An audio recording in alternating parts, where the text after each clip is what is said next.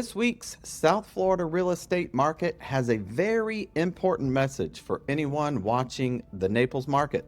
Most buyers think waiting for more inventory is the safe move, but in Naples right now, waiting may not work the way people expect because this week only 156 new listings came on the market, while 198 homes sold and 160 went pending, and that tells us buyer demand is still very real. Well-priced homes are still moving, but listings that missed the mark are expiring, reducing, extending, or being withdrawn entirely. Today, we are going to break down inventory versus demand in Naples and what's sold near the median price and what the luxury sale of the week tells us, and where buyer and seller leverage may be shifting. I'm Chris Alley, a Naples, Florida realtor since the year 2000 in Naples and a certified luxury home specialist, and I help buyers and sellers in boating, beach, golf, and gated communities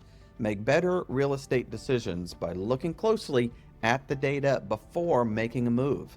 On one side, demand is still active, but on the other side, buyers are rejecting listings that are not priced or positioned correctly. And that is why you cannot just look at one number and assume that you understand the Naples market. You have to look at new listings, sold listings, pending sales, expired listings, price reductions, and what is actually closing. So here's what you will learn in this video. First, while the Naples market is not a non-buyer market. Second, why sold and pending activity are outpacing new listings. Third, why 232 expired listings could affect visible inventory. Fourth, why 159 price decreases show buyers are still selective. Fifth, what sold near the new June median sales price of $579,000. Sixth, what the $24 million Port Royal sale tells us about the luxury market. And finally, how buyers and sellers should think about leverage before the next seasonal wave of demand. So let's start with the weekly numbers like we always do. The June median sales price has now been recorded at $579,000. In the past 7 days, there were 156 new listings, 198 sold listings, 160 pending listings, 40 terminated listings, 202 expired listings. Wow! 28 homes back on the market, 102 extended listings, 13 price increases, and 159 price decreases, and 44 withdrawn listings. There were also 94 homes that sold at or below the median sales price. So the biggest point this week is that sales and pending activity were both higher than new supply, and we had 156 new listings, but 198 homes sold and 160 homes went pending. So that means demand is still absorbing homes faster than new listings are coming on the market. But the second major point is that 232 listings expired and 159 sellers reduced their price. So this is not a market where every seller is winning. It is a market where good inventory can still move, but weak pricing is being exposed. This is the inventory versus demand story in one picture. There were 156 new listings, as I mentioned before, but there were 198 sold listings and 160 pending sales. Sold and pending activity together equals 358 homes. That is more than double the number of new listings that came on the market. So when buyers say they are waiting for more inventory, they need to understand that the best inventory may not sit around waiting for them. The issue is not that nothing is available. The issue is that the desirable, well-priced inventory can still get absorbed, and that's the bottleneck. Not every listing is moving, but the right listings are still attracting buyers. Now let's talk about those 232 expired listings. That number is important. So when a listing expires, it can mean several different things. Relist right away. They may take time to adjust pricing or strategy, or they may just decide to wait until season, or they may leave the market completely. So yes, when you see a large number of expired listings, that can lead to less visible inventory if those homes do not come back on the market quickly. But it also tells us something else. Buyers are rejecting listings that are not aligned with today's market. The inventory problem is not just quantity. It is the pricing, the condition, location, fees, insurance, and seller motivation. This is why I would not call this a simple inventory crisis. It is more precise to say Naples has a shortage of attractive, well-priced, properly positioned inventory, and that is a very different thing. Now, let's take a look at the price reductions. There were 159 price decreases this week, and that's the number that matters most because it shows buyers are still selective.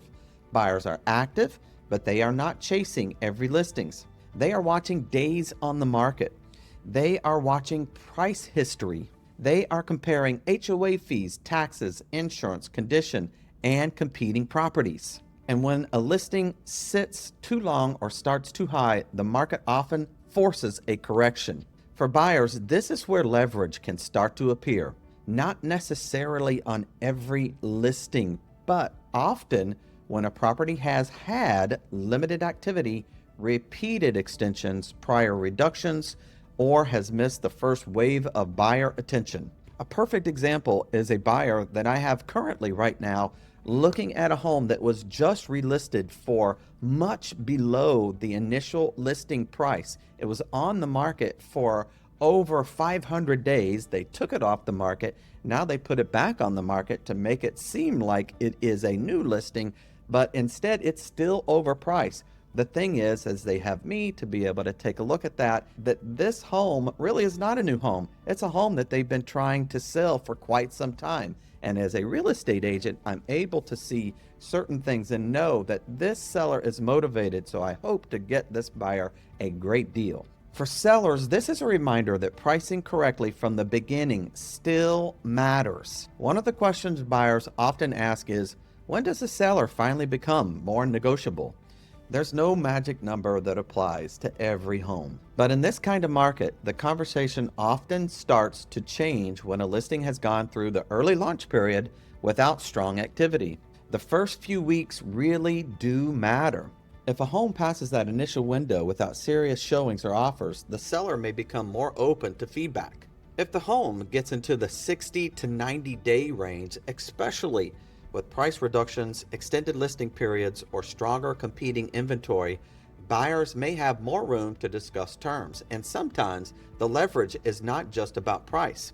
It can be about a cleaner inspection period, a stronger escrow deposit, a flexible closing date, proof of funds or strong financial documentation, a faster timeline, or fewer uncertainties for the seller.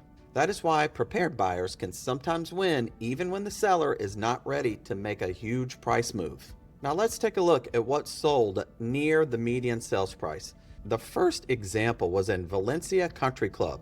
It was listed for $599,000 and it sold for $595,000. It had 3 bedrooms, 3 bathrooms, sold unfurnished, and had 2,448 square foot. The homeowners association fees in this neighborhood is $4,212 a year, and the tax bill is $5,900. So the next example was an Orange Blossom Ranch located off of Oil Well Road. It was listed for $599,000 and it sold for $586,000. It was a 4-bedroom, 3-bathroom home with 2,032 square foot, and it was sold unfurnished. The homeowners association fees in this neighborhood are $2,748 a year, with the tax bill being $6,058. So the third example was in Golden Gate Estates. It was listed for $599,900 and it sold for $585,000. It had 3 bedrooms, 2 bathrooms, and 2,543 square feet. There are no homeowners association fees in Golden Gate Estates, and this property had a very low tax bill of $1,500, and this is why buyers need to compare more than just the sales price. Around the same general price point, These homes had very different ownership cost. Valencia Country Club had an annual HOA of $4,212 and taxes of $5,949, while Orange Blossom Ranch had the fees of $2,748 and taxes of $6,058. Golden Gate Estates, no HOA, taxes $1,548. So that does not automatically make one better than the other. It depends on what the buyer values. Some buyers want gated or community lifestyle and somewhat newer amenities, somewhat no HOA, somewhat more land, or fewer restrictions. The right answer depends on lifestyle, cost, condition, location, and long-term plans. Now, let's take a look at the most expensive home that sold in Naples this week.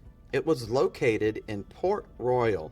It was originally listed for $26,900,000 and it sold for $24 million, and that's $2.9 million below the original list price. The home had more than 6 bedrooms, 9 bathrooms, 7,595 square foot. It was sold furnished. Port Royal does not have the type of homeowners association fee structure that many gated communities have, and the tax bill on this property was $149,073 per year. This sale tells us something important. Luxury buyers are still active. Port Royal is still moving, but even at the high end, buyers are watching value. A $24 million sale shows strength, but a $2.9 million difference from the original list price also shows negotiation. That is the Naples market right now. Strength and selectivity at the same time. So what should buyers do with this information? First, watch listings with price reductions, extension, or longer market time. Second, study expired inventory because some of those homes may relist with a new price or a new strategy. Third, do not rely only on price. Sometimes stronger terms can matter. A serious escrow deposit, strong financing documentation, proof of funds, a reasonable inspection period, or flexibility on timing can help a buyer stand out. Fourth, do your due diligence early. In Naples, that means looking at insurance, flood zones, HOA fees, assessments, condition, roof, age of systems, and the total carrying cost. And fifth, be ready before seasonal demand increases. If buyers wait until everyone else comes back into the market, the best inventory may be harder to see. For sellers, this week's data is both encouraging and cautionary. The encouraging part is that buyers are still active.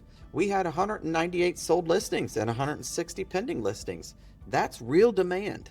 But the cautionary part is that there were 232 expired listings and 159 price decreases, so sellers cannot assume that demand alone will carry the listing.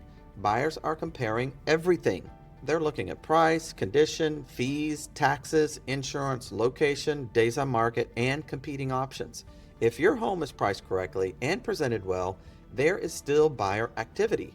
If your home is overpriced or not positioned clearly, the market may push back quickly. So here is the final takeaway. This is not a no buyer market.